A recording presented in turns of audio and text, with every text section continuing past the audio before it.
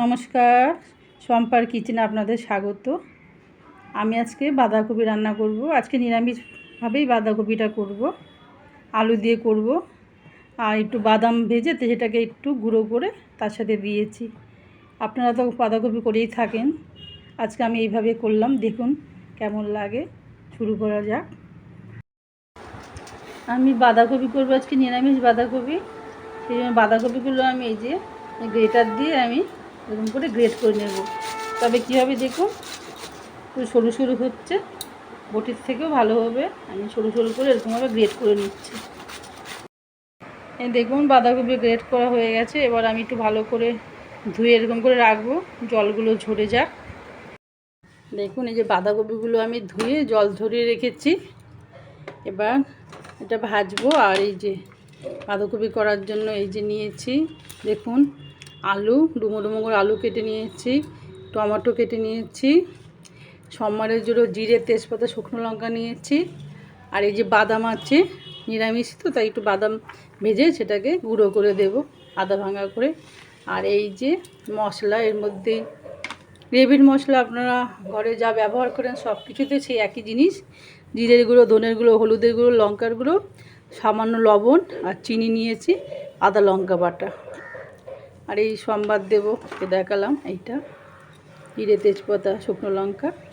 চলুন আগে এটা বাঁধাকপিটা আমি নুন হলুদ দিয়ে ভেজে নিই। এই যে কড়াইতে তেল দিয়েছি, তেলটা গরম হয়ে গেছে। আমি এবার বাঁধাকপিগুলো দেব, ভাজবো।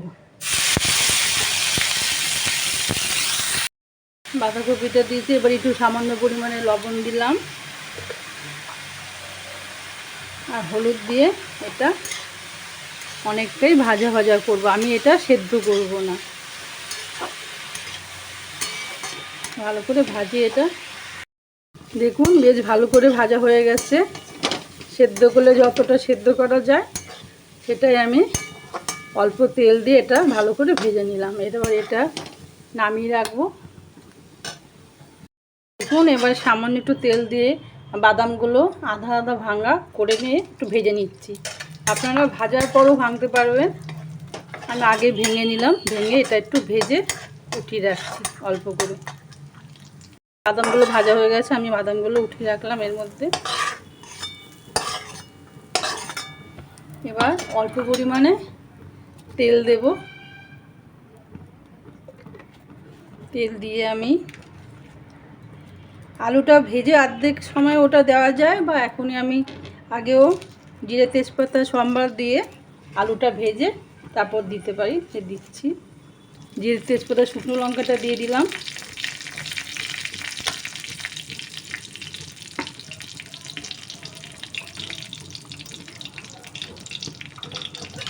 সঙ্গে একটা এলাচ, তো গরম মশলাও দিলাম সম্বার। দেখুন ভাজা পোড়া গন্ধ ছাড়ছে। আমি এখন আলুটা দিয়ে দিচ্ছি।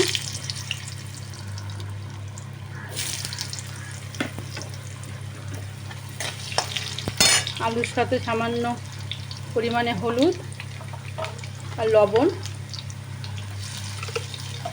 দিয়ে আলুটা ভাজা ভাজা হচ্ছে। তো ভাজা ভাজা হলে আমি টমেটোটা এর সাথে দিয়ে দেবো। আপনারা এই যে আলু ভাজার সময় যে তেল সম্বাদ দিলেন মশলা, এই সময় আপনারা একটুখানি ঘি সম্বাদ দিয়ে দিতে পারেন। সবাই তো ঘি পছন্দ করে না, সেই জন্য আমি প্রথমে সম্বারে দিলাম না, নামানোর সময় দিয়ে নামাবো। নিরামিষ রান্নাতে একটু ঘি সম্বাদ দেবেন, স্বাদটা অনেকটাই বেড়ে যাবে। আলুটা সামান্য লালচে হয়েছে, এখন আমি এই যে টমেটোটা দিয়ে দিলাম।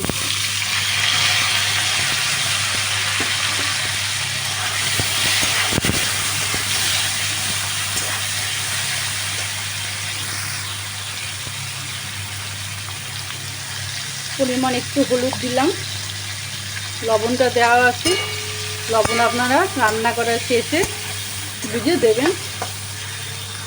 এই দেখুন টমেটোগুলো বেশ গলে গেছে। আমি এখন কি করব, এই যে আপনাদের দেখিয়েছি যে মশলাগুলো একসাথে আছে, এটা দিয়ে দেবো। এটা দেওয়ার সাথে সাথেই জল দিতে হবে, নাহলে তো পুড়ে যাবে।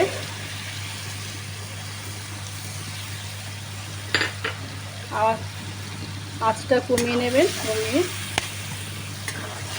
এবার জল দিয়ে এটা করে কষা হবে। কষিয়ে দেখুন অনেকটাই মিশেছে, কষা কষা হয়েছে। এবার আমি এই যে বাঁধাকপিটা আর বাদাম দেওয়া এটা এখন দিয়ে দিলাম।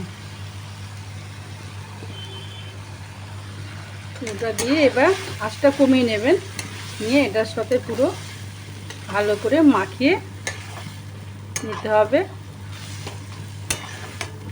মাখানো হয়ে গেলে সেটাকে আঁচটা মিডিয়াম ফ্লেম করে বেশ কিছুক্ষণ ধরে এটাকে কষাতে হবে। সেটা কষে আসছে। দেখুন রান্না আমার কমপ্লিট হয়ে গেছে। বাঁধাকপি এই যে লেগে যাচ্ছে, আর হবে না। এবার আমি একটু শাহি গরম মশলা দিয়ে দিলাম।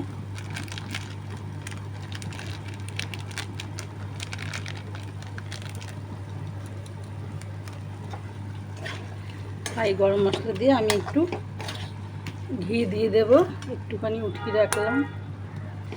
সবার তো কি পছন্দ হয় না, সেই জন্য একটু উঠিয়ে রাখলাম। আর এটা ঘি দিয়ে আপনারা নেড়ে চেড়ে ঢাকা দিয়ে রাখবেন, তারপর নামিয়ে রাখবেন। আমার এই বাঁধাকপি কমপ্লিট।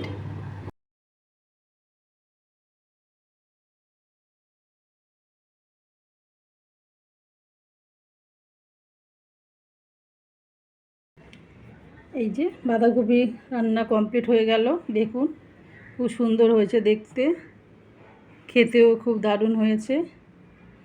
আপনারাও এইভাবে করবেন, চেষ্টা করবেন আমার মতো করে কেমন হয়। আর আমারটা কেমন হয়েছে দেখে লাইক করবেন, কমেন্ট করে জানাবেন।